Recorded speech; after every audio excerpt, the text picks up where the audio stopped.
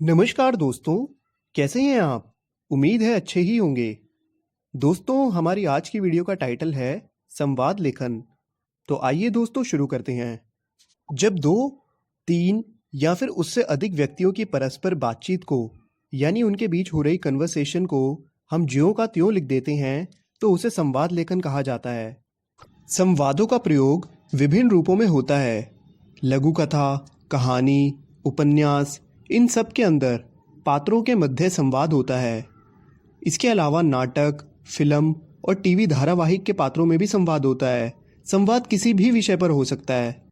दोस्तों, क्योंकि संवाद लेखन पात्रों के ऊपर ज़्यादा डिपेंड करता है, इसीलिए जिस तरीके के पात्र होंगे उसी तरीके की उनके बीच की भाषा होगी।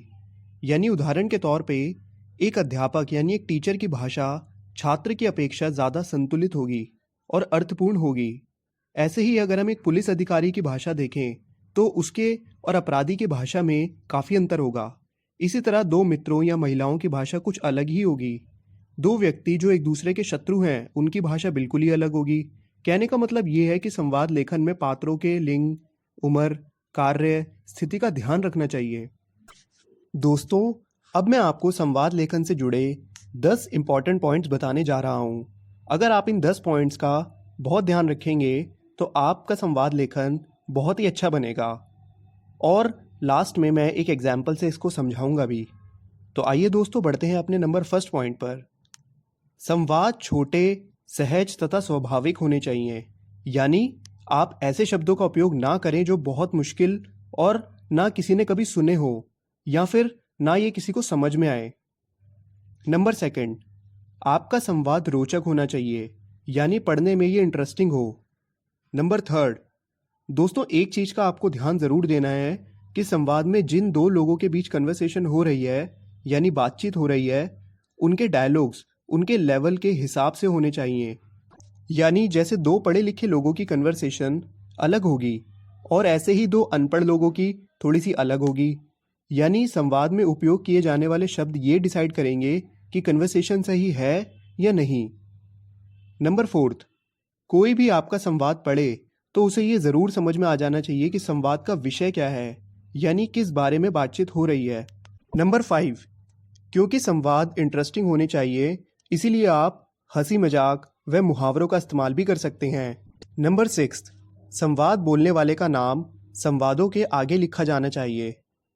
नंबर 7, संवाद लेखन के लास्ट में आपकी कन्वर्सेशन पूरी हो जानी चाहिए।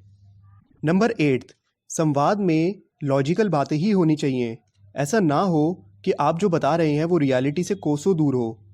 नंबर 9, दोस्तों एक इफ़ेक्टिव संवाद लेखन के लिए आपको सरल भाषा का इस्तेमाल करना चाहिए और उसे थोड़ा मनोरंजक भी होना चाहिए। नंबर 10, दोस्तों संवाद का अंत तो रोचक होना ही चाहिए, लेकिन उसका आरंभ भी रोचक होना चाहिए। यानी जब कोई रीडर आपका संवाद पढ़ना शुरू करे तो उसे इंटरेस्ट आने लगे और वो लास्ट तक पढ़ता चला जाए। और लास्ट वाला पार्ट भी आपको काफ़ी ज़्यादा इंटरेस्टिंग बनाना है ताकि उसको ओवरऑल संवाद बहुत ही अच्छा लगे। और हाँ, अब लास्ट में एक बोनस टिप, संवाद बहुत ज़्यादा लंबे नहीं होने चाहिए। ये बहुत ज़रूरी बात है दोस्तों। आइए दोस्तों अब हम इसे एक एग्जाम्पल से समझते हैं। दोस्तों, अब मैं एक सब्जी वाले और ग्राहक के बीच का वार्तालाप आपको सुना रहा हूँ।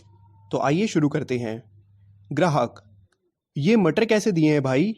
सब्जी वाला, ले लो बाबूजी, बहुत अच्छे मटर हैं, एकदम ताज़ा। ग्राहक, अरे भाव तो बताओ।